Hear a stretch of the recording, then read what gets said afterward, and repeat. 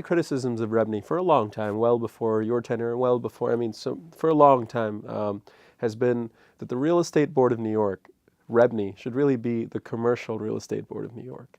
There is a sense in the industry that your interests are to look out more for the commercial space, and residential brokers and people who sort of depend on the residential side of the industry have long been neglected by REBNY. What's your response to that, and has that changed? Have you noticed that kind of criticism before? I've certainly heard that Uh-huh. criticism since I came on board. I think that both my predecessor and certainly under my tenure, we have worked hard to represent the residential brokerage side of the world in a way that is reflective of their needs. One of the things that we are celebrating at REBNY today is the changes to the RLS Uh-huh. system, We're going to talk about that for sure. which is really focused on the residential brokerage side of the house. And that process started before I got there. So, Steve deserves as much credit as anybody for getting it going.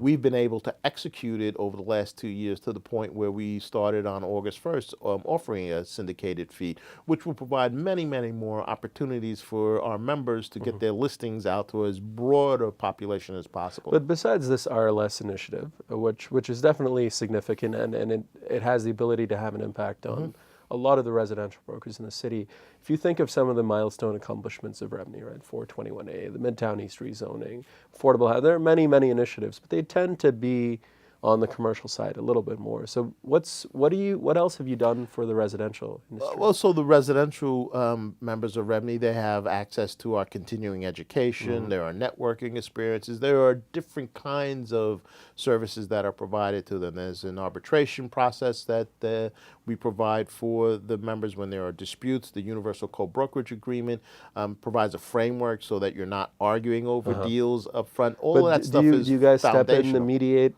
disputes? When disputes are brought to us, yes, we have a mediation process and a committee that works through those disputes to try to come to resolution in an amicable way.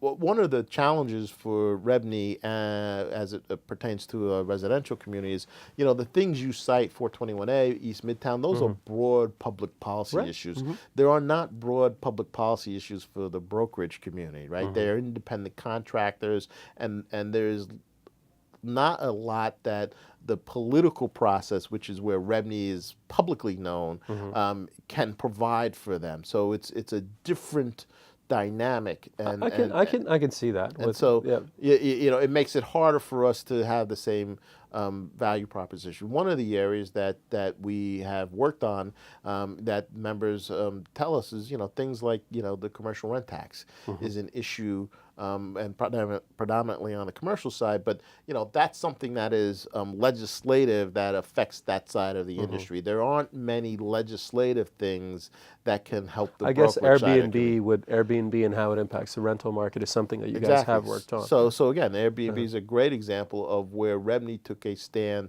that benefited not just the residential members, but also the owners.